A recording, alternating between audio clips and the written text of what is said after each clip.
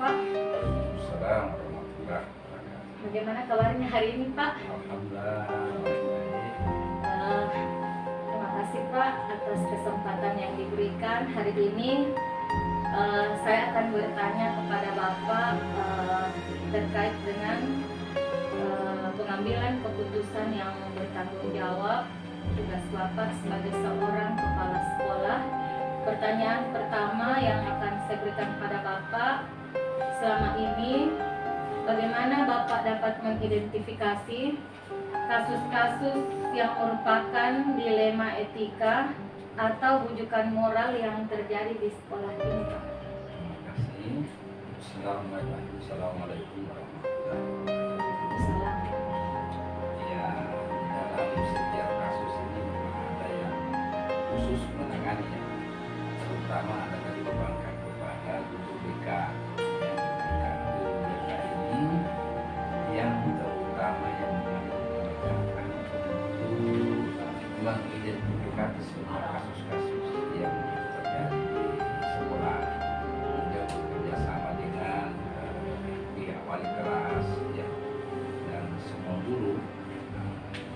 Ya, kemudian kasus-kasus yang memang dianggap berat itu ujung-ujungnya harus kita bawa ke dalam konferensi kasus.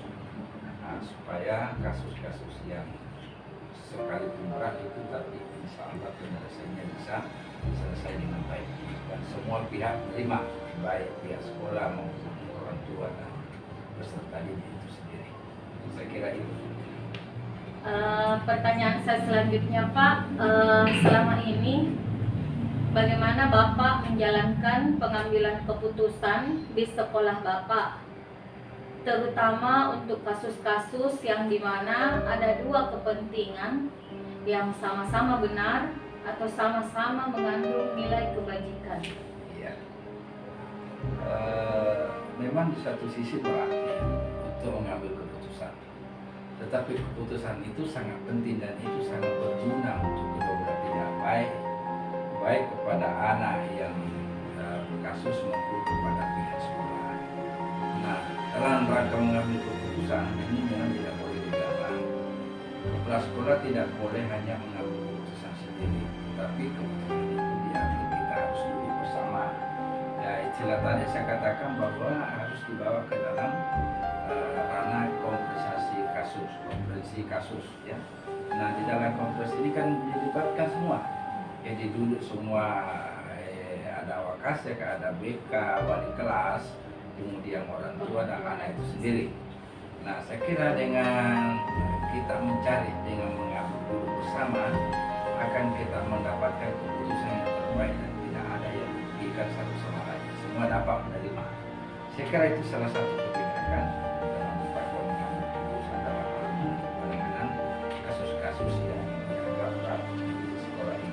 Terima kasih. Ya, jadi harus ada duduk bersama, ya, Pak, Ya. seluruh pihak yang berkepentingan, mulai dari guru BK, wali kelas, kepala sekolah, dihadirkan juga orang tua dan peserta didik yang bersangkutan.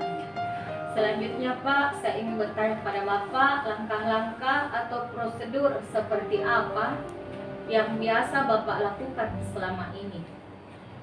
Nah, tentu yang kita harus lakukan pertama, kita harus menyiapkan tata tertib sekolah selaku pedoman di dalam rangka mengambil keputusan, itu salah satu.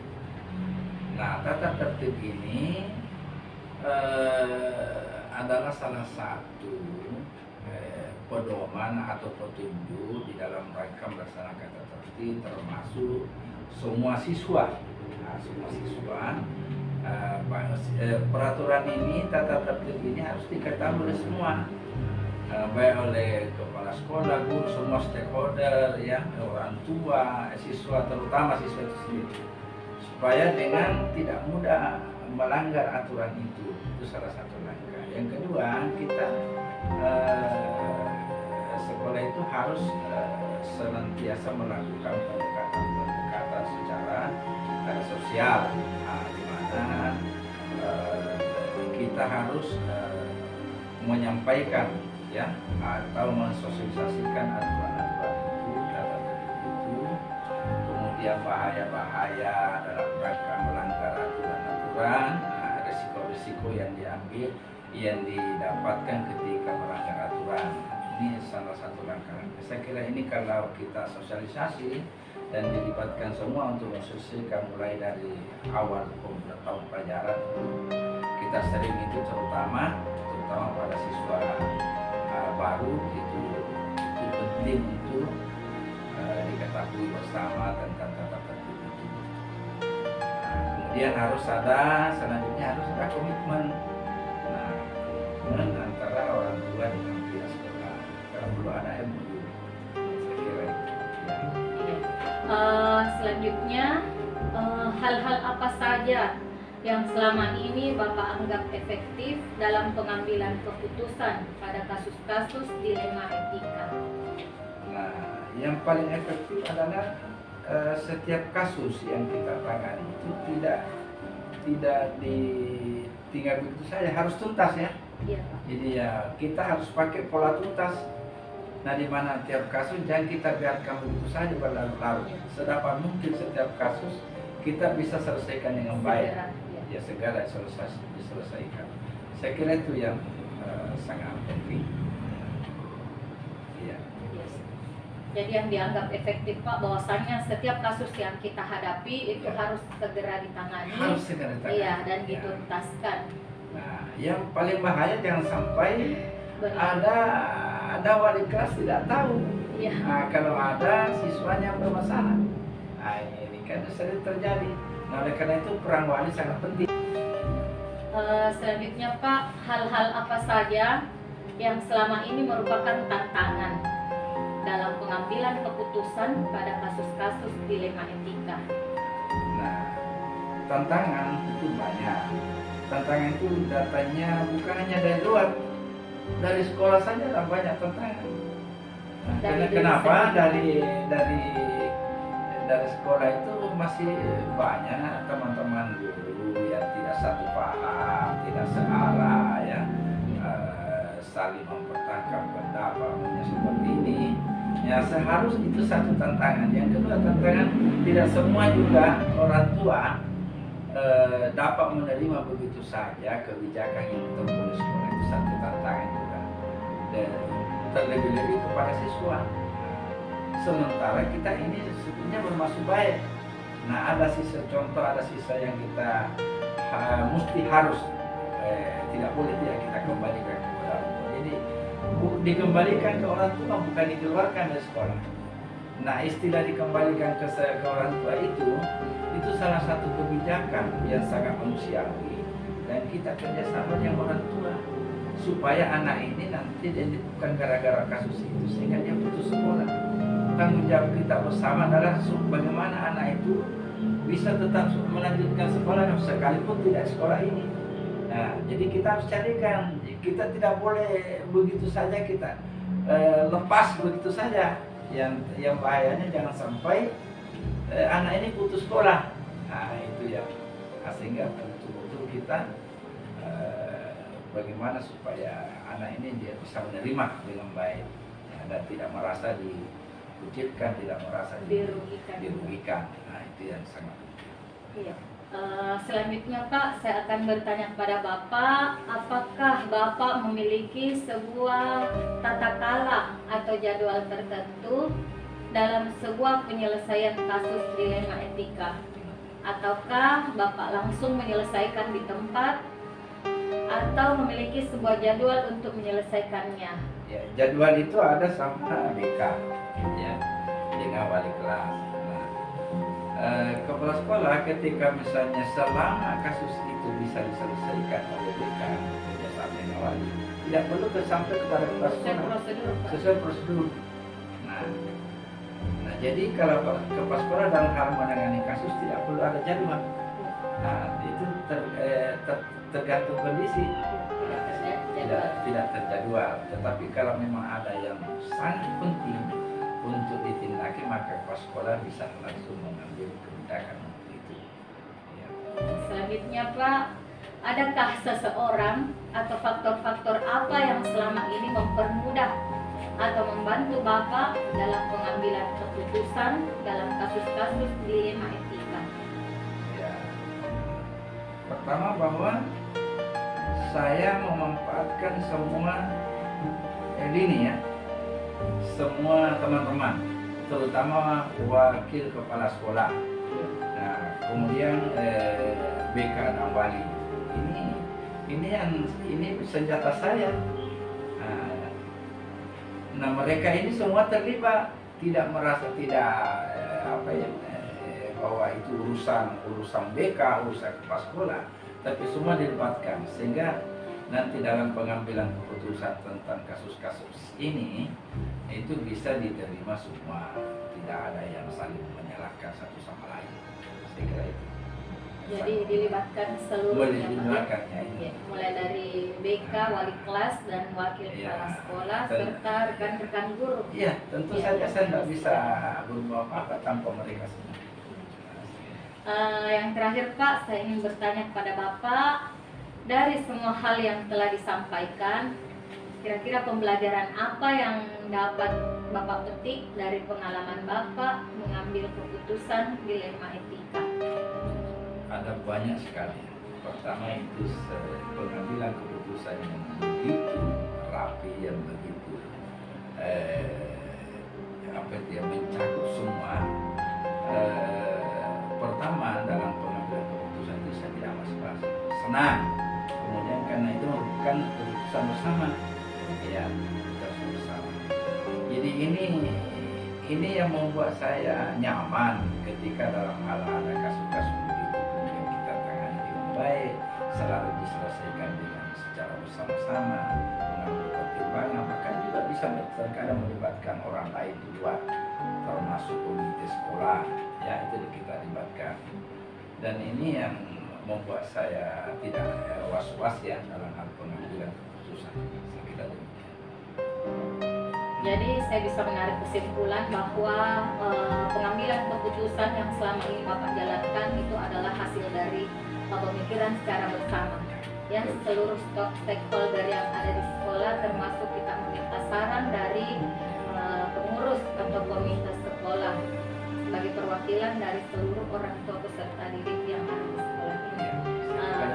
Ya Pak, terima kasih banyak Pak atas waktu yang diberikan pada saya. Mudah-mudahan hasil pembicaraan ini dapat bermanfaat ke depannya bagi kita semua. Assalamualaikum warahmatullahi wabarakatuh. Waalaikumsalam warahmatullahi wabarakatuh. Pak, bagaimana kabarnya hari ini Pak? Alhamdulillah baik. Bagaimana? Alhamdulillah saya juga baik-baik Pak. Ya Pak, saya ingin mengajukan beberapa pertanyaan kepada Bapak terkait tupoksi Bapak sebagai seorang kepala sekolah mengenai pengambilan keputusan yang bertanggung jawab. Pertanyaan saya yang pertama Pak, selama ini bagaimana Bapak dapat mengidentifikasi kasus-kasus yang terjadi hubungan dengan peserta didik di sekolah yang merupakan dilema etika atau pertentangan antara hal yang benar, kebenaran dengan kebenaran, tapi keduanya saling bertentangan, ataukah dia termasuk rujukan moral di mana Bapak diperhadapkan dengan sebuah pilihan memilih keputusan yang benar ataupun salah. Begini, kita harus tahu dulu apa sebenarnya itu kasus-kasus yang sifatnya dilema etika. Ya, biasanya kan muncul kasus seperti ini jika antara misalnya pengambil keputusan dengan yang bermasalah itu biasanya ada hubungan emosional. Nah, biasanya kan kita di situ biasa dilema. Di lain pihak mungkin ada aturan yang kita langgar, di pihak lain ini keluarga dan ini untuk kemaslahatan untuk kebaikan bersama. Jadi itu yang benar identifikasinya. Kemudian di dalam mengambil keputusan itu biasanya saya tidak mengambil keputusan sendiri. Saya minta masukan dari teman-teman guru, orang lain bagaimana sebenarnya ini sambil melihat juga aturan yang ada. Nah, kalau misalnya aturan itu memungkinkan untuk kita misalnya ya bukan dilanggar sebenarnya artinya masih bisa dikesampingkan karena ini demi kebaikan. Dan walaupun secara etika sebenarnya ini sudah, ya boleh dikata sudah agak melanggar etik, tapi karena ini demi kebaikan maka keputusan itu harus diambil. Dan biasanya saya harus minta pendapat, bukan saya mengambil keputusan sendiri. Iya. Iya. Selanjutnya Pak, saya ingin bertanya kepada Bapak, selama ini bagaimana Bapak menjalankan pengambilan keputusan di sekolah Bapak, terutama untuk kasus-kasus di mana ada dua kepentingan yang sama-sama benar atau sama-sama mengandung nilai kebajikan. Kalau itu yang pertama sebelum keputusan, kita harus melihat dulu misalnya ada dua kasus atau lebih, ini sama-sama sebenarnya untuk kebaikan, tetapi di lain pihak ini ada dilema. Itu yang saya utamakan adalah yang punya nilai kemaslahatan lebih baik. Itu yang kami utamakan dulu. Kemudian di samping itu juga kita harus melihat dulu yang mana yang tidak melanggar aturan yang ada. Kemudian yang ketiga adalah memerlukan waktu yang tidak terlalu lama untuk memikirkannya atau menentukan. Itu yang harus dilakukan. Jadi pertimbangannya adalah kemaslahatan Pak, tidak terlalu lama untuk memutuskan, dan kemudian Bapak juga melihat sisi baik dan sisi buruk dari keputusan yang Bapak ambil. Nah sekarang pertanyaan saya selanjutnya Pak, langkah-langkah atau prosedur seperti apa yang biasa Bapak lakukan selama ini? Masih terkait dengan masalah itu, ya saya sudah sampaikan tadi, pertama sumbernya adalah minta masukan dari teman-teman itu. Walaupun masukan itu misalnya saya merasa anggap belum terlalu mantap ini, nah kita harus minta juga pertimbangan kepada atas saya, yang mungkin lebih tahu tentang aturan yang ada. Di samping juga memperhatikan aturan-aturan yang memang ada yang berlaku atau di aturan yang sifatnya nasional atau sifatnya yang berlaku di Bogor Provinsi Selatan dan aturan provinsi. Jadi pertama saya tidak memutuskan sendiri, saya minta masukan dari teman-teman guru ataupun kadang-kadang mungkin dari masyarakat, misalnya dari pihak komite. Kalaupun itu belum bisa untuk meyakinkan keputusan itu kita harus mempertimbangkan di atasan, itu di cabang dinas, itu mungkin langsung dari dinas pendidikan. Apakah keputusan ini bisa diambil atau tidak? Jadi berjenjang ya Pak, Bapak mulai dari lingkup sekolah sendiri dulu, dari ya pemikiran dan pendapat dari rekan-rekan guru, kemudian meminta pendapat dari atasan langsung, yakni kepala cabang dinas pendidikan atau bahkan ke kepala dinas pendidikan. Selanjutnya, hal-hal apa saja yang selama ini Bapak anggap efektif dalam pengambilan keputusan pada kasus-kasus dilema etika? Yang saya rasa paling efektif itu adalah masukan dari teman-teman kita. Jadi itu paling efektif untuk bisa mengambil kebijakan. Dan biasanya kalau kita kan ingin keputusan ini menjadi tanggung jawab bersama. Kalau saya putuskan sendiri, ada resikonya, konsekuensinya kan dari tanggung jawab saya. Tapi kalau misalnya kita melibatkan orang lain, minta pendapat, nah itu tanggung jawabnya bisa bersama. Apalagi kalau misalnya masukan itu dari atasan langsung, mereka juga kan punya rasa tanggung jawab terhadap keputusan tersebut. Ya, jadi tanggung jawab bersama Pak ya, yang saya bisa tangkap dari apa yang Bapak ucapkan. Selanjutnya, hal-hal apa saja yang selama ini merupakan tantangan dalam pengambilan keputusan pada kasus-kasus dilema etika? Yang tantangan paling berat itu jika ada aturan yang dilanggar. Iya. Itu tantangan yang pertama itu kalau ada aturan yang dilanggar atau ada aturan yang terpaksa kita harus kesampingkan demi kebaikan. Tapi tentu pertimbangan juga, ini tetap pertimbangannya adalah kesampingkan, ini tantangannya. Kemudian tantangan lain dari sisi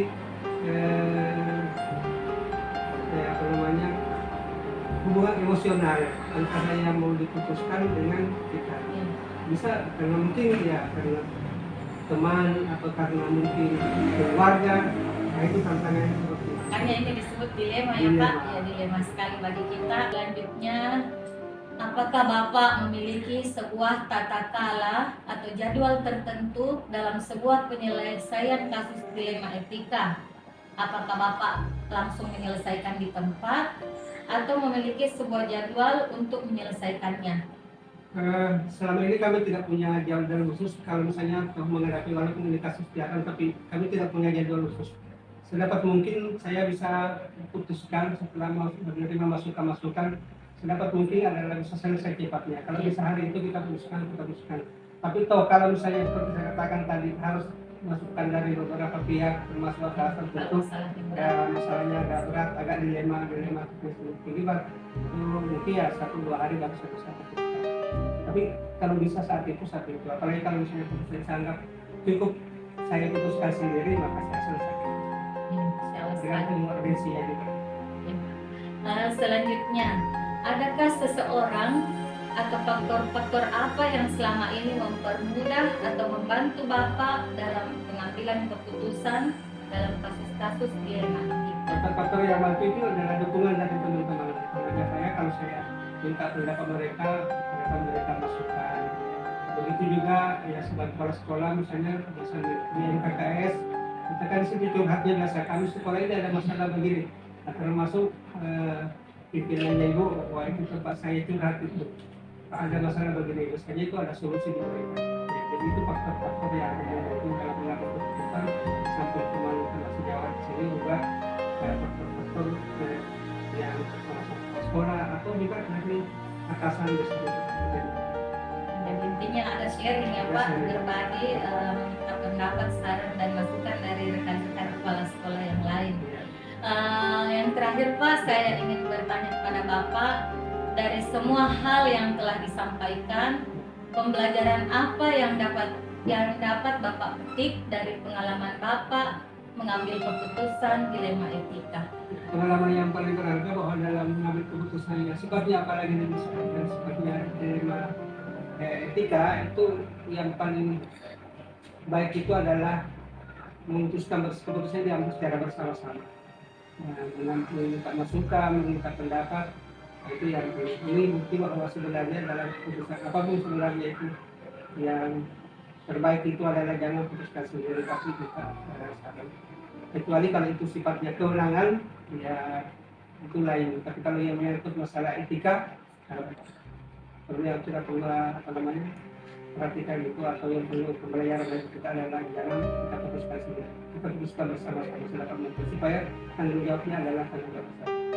Jadi saya bisa memetik Pak dari apa yang Bapak sampaikan, bahwasanya segala keputusan yang Bapak ambil selaku pemimpin dalam satuan pendidikan atau kepala sekolah itu selamanya adalah mengandung nilai-nilai kebaikan, dan juga meminta saran, masukan dan pendapat dari seluruh personil stakeholder yang ada di sekolah, dan tentunya keputusan tersebut adalah hasil dari keputusan bersama dan menjadi tanggung jawab bersama. Terima kasih banyak Pak atas waktunya untuk saya hari ini. Assalamualaikum warahmatullahi wabarakatuh. Terima kasih. Terima kasih Pak Din. Bagaimana kabarnya hari ini? Mohon maaf saya minta sedikit waktunya Pak. Saya akan menanyakan beberapa hal tentang pengambilan keputusan sehubungan dengan kompetensi pengembangan diri Bapak sebagai seorang kepala sekolah.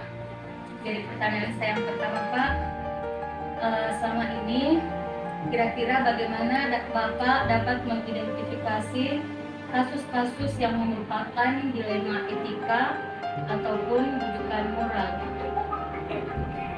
Itu kaitannya antara kasus itu masuk di dilema etika ya. Pertama adalah ditemukan data yang cukup, dan itu penting dari sumber ya, utamanya dari sekolah, perusahaan, wali kelas, dengan detektif. Dari situ ya tentu kita lihat jenisnya seperti apa, kemudian itu tahu bagaimana mengidentifikasinya. Kepala sekolah biasanya jenisnya mudah ya, karena dilengkapi dengan tim yang kuat ya, tinggal disampaikan saja kepada mereka pada utamanya tentu ya, biasanya kita tidak wakil dan perusahaan kita ini ada kasus seperti ini, mohon itu bagaimana sebaiknya. Biasanya kalau kami kepala sekolah itu hampir hampir ya, tinggal memilih di antara yang baik-baik. Iya. Artinya kalau di dilema etika itu Pak, bagaimana seorang kepala sekolah bisa mengambil sebuah keputusan di antara dua kebenaran yang sebenarnya saling bertentangan ya Pak. Kemudian kalau kita melihat juga ada kasus yang termasuk dia bukan moral, tentunya kita diperhadapkan dengan mengambil sebuah keputusan di antara dua pilihan, yang satu benar dan yang satu salah ya Pak. Selanjutnya saya ingin bertanya kepada Bapak, selama ini bagaimana Bapak menjalankan pengambilan keputusan di sekolah Bapak, terutama untuk kasus-kasus di mana ada dua kepentingan yang sama-sama benar atau sama-sama mengandung nilai kebajikan. Jadi tadi saya sampaikan memang kalau mengambil keputusan itu tidak benar salah mudah. Kita lihat dasarnya apa salah itu aturan kita bisa melihat. Tapi kalau dua-duanya baik ya saya kira itu ya tidak mudah. Nah, saya selalu mengatakan andaikan tidak dipilih ya dipilih duanya. Nah ini juga kenapa selalu mengatakan ini. Saya teringat ya pesan guru saya ke Prof. Terus ya, ketika saya mau kuliah itu saya mendaftar, Prof, ini saya mau kuliah di sini, lalu saya bersamaan ini juga ada diklat. Apa kalau saya kuliah di sini dan saya sarankan ya kalau kebaikan pilih saya itu kira-kira. Tapi kalau harus memilih satu di antara dua itu, saya kira akan mekanismenya. Iya, jadi inilah yang disebut dilema Bapak ya. Iya, betul sekali. Tapi saya lihat Bapak tentunya bukan hanya keputusan itu dari pihak Bapak saja, tapi bermitra dengan wakil-wakil kepala sekolah dan guru-guru mungkin yang ada di sekolah. Pertanyaan saya selanjutnya Pak, langkah-langkah atau prosedur seperti apa yang biasa Bapak lakukan selama ini ya dalam menghadapi hal-hal tersebut? Saya kira kalau kita ke sekolah mekanismenya sudah jelas ya. Pertama bahwa kalau ada masalah kita lihat konteks masalahnya itu apakah terkait dengan mahasiswa dengan guru dalam arti kompetensi, berarti ini kurikulum dari mahasiswa, atau terkait dengan hubungan kemasyarakatan, atau terkait dengan kelengkapan sarana prasarana. Jadi itu kita kalau sekolah itu biasanya ini kalau terkait kesiswaan maka misalnya kesiswaan BK. Tapi kalau terkait dengan melibatkan guru ya tentu bertanya ya urusan kurikulum atau lokasi di. Dan dua ini yang banyak kalau masalah sapras kan jarak, tapi interaksi sudah guru ini itu yang sering. Jadi begitu ya Pak, jadi kita petakan sesuai dengan jenis-jenis berhubungan dengan apa kasus ini. Iya, jenis dan tupoksi masing-masing. Kemudian selanjutnya pertanyaan saya adalah hal-hal apa saja yang selama ini Bapak anggap efektif dalam pengambilan keputusan pada kasus-kasus dilema etika? Kami lihat, jadi kalau efektivitasnya kan tentu sulit kita lihat di awal ya, tapi mungkin dari segi ya, perkiraan efektivitas atau efisiensi itu mungkin pertama adalah antara itu pertama kita lihat betul, timbang betul sebuah persoalan itu kalau kita pilih A atau pilih B, kalau pilih A itu keunggulannya apa, kalau pilih B apa, kalau bahan A apa, kemudian B. Lalu ya kami biasanya ya bergilir saya teman-teman di lokasi, teman-teman guru diminta inputnya. Dan pada ini ketika semua teman-teman sudah menceritakan pengalamannya, sarannya, ininya, ya biasanya kita secara otomatis akan bersepakat pada sebuah input. Kalau kami sifatnya ya memanfaatkan potensi teman-teman, tidak pada potensi kami itu sifatnya mendrive saya, karena memang kasus-kasus itu biasanya ada guru, jadi dia lebih tahu. Kalau kami itu kan hanya oke, kita putuskan sama-sama, lalu kita jaga sama-sama, dan tegakkan sama-sama. Ide-idenya itu sebagian besar dari guru. Luar biasa sekali Bapak ini dalam memberdayakan potensi ya kekuatan guru-guru yang ada di sekolahnya. Selanjutnya Pak, saya ingin bertanya tentang hal-hal apa saja yang selama ini merupakan tantangan dalam pengambilan keputusan pada kasus-kasus dilema etika? Ya, tantangan terbesarnya yang pertama adalah diri kita sendiri. Itu tantangan terbesar dari diri kita sendiri. Ketika dilemanya itu adalah menyangkut kepentingan individu dan kepentingan tugas. Itu di situ tantangan yang berat. Sebagaimana tugas sebagai saya, tentu kita ada urutan tugas kita daripada tugas kepentingan. Ini itu. Kalau tantangan berat kedua adalah bagaimana mengatasi masalah juga hal yang budaya. Jadi kami tahu bahwa itu pemerintah sebenarnya tidak dorong agar mereka berbicara sedikit demi sedikit.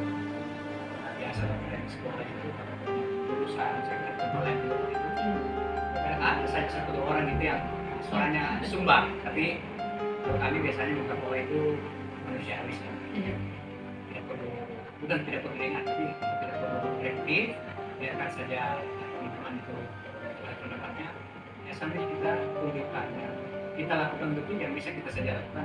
Kalau kami begitu tidak menyerangkan sesuatu yang sudah kami lakukan, kami tentu akan berpikir saya bisa kami lakukan karena yang berat kepada beberapa sekolah katakan lebih. Ketika kita 5 hari kerja lalu kita sepakat, ayo hari Sabtu kita kerja bakti. Iya. Itu kan tidak gampang ini. Iya. Karena begitu kepala sekolah tidak hadir di hari Sabtu, untuk guru yang lain juga minggu depan tidak hadir lagi. Itu yang saya maksud bahwa kepala sekolah itu yang berat adalah Memberi contoh, menjadi teladan. bukan mengambil keputusannya, Iya. tapi melaksanakan keputusannya itu. Misalkan kita sepakat dengan teman-teman, oke kalau ada begini, tapi ternyata yang melanggar pertama kepala sekolah dan seperti itu dah ujung-ujungnya kepala sekolah sebenarnya jatuh wibawa. Iya, jadi kesimpulan saya tantangannya tuh sebenarnya berasal dari diri kita sendiri. Bagaimana kita manajemen diri sehingga teman-teman bisa melihat bahwa kita adalah memang teladan bagi mereka.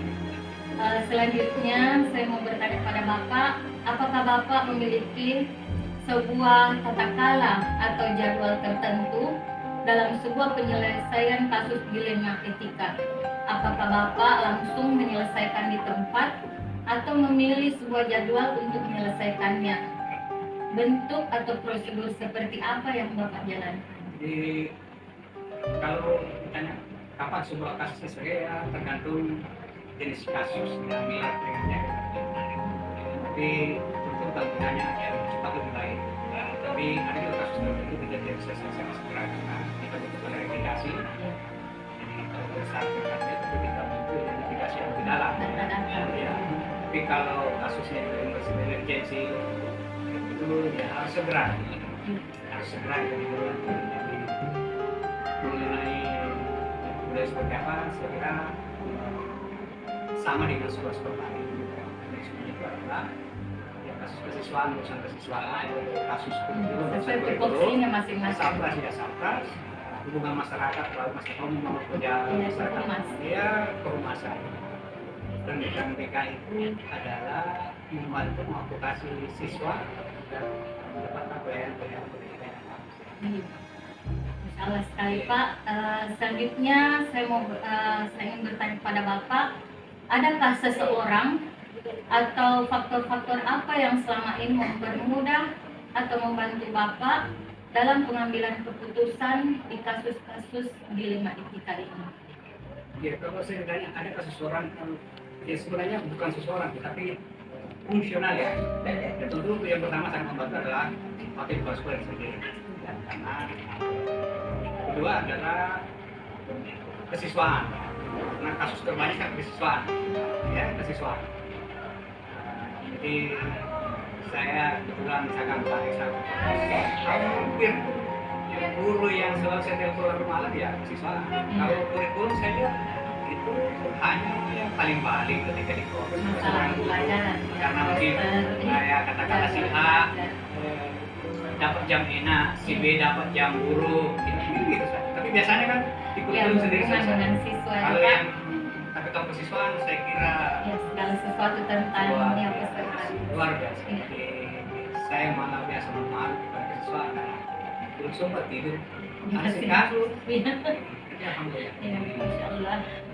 saya begitu. Jadi, biasa juga berdua saja kalau kasus itu saya dulu di situ karena saya dulu jarang dulu. Terus saja kan siapa yang dengan kasus-kasus persisapan seperti ini. Iya, jadi siswanya harus Pak, proaktif semua ya. Harus. Terakhir Pak, saya ingin bertanya kepada Bapak, dari semua hal yang telah disampaikan, pembelajaran apa yang dapat Bapak petik dari pengalaman Bapak mengambil keputusan dilema etika? Yang pertama adalah kita harus butuh akurasi data yang lengkap, Iya, akurasi akurat, data. lengkap, komplit. Kedua adalah dukungan teman-teman. Kalau dukungan teman-teman ada, saya kira dua saja ini cukup sebagai modal. Itu yang saya kekuatan kita di sekolah karena kita dikelilingi oleh orang-orang pintar.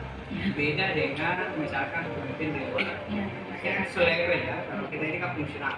Jadi kepala sekolah tidak lebih tinggi daripada yang lain karena kalau kepala sekolah kan ada kemudian juga ada siswa yang kita sangat fungsional karena struktur itu juga yang membuat maka komunikasi antara kepala sekolah dan guru yang sangat fungsional. Insyaallah sekali Pak, jawaban tadi saya bisa banyak belajar dari Bapak bagaimana menjalin kemitraan antara kepala sekolah selaku atasan dan guru dan personil-personil sekolah selaku bawahan yang betul-betul Bapak berlaku bahwasanya tidak ada yang tinggi ataupun rendah, tetapi Bapak menjadikan potensi guru yang Bapak pimpin itu seperti dalam sekolah Bapak.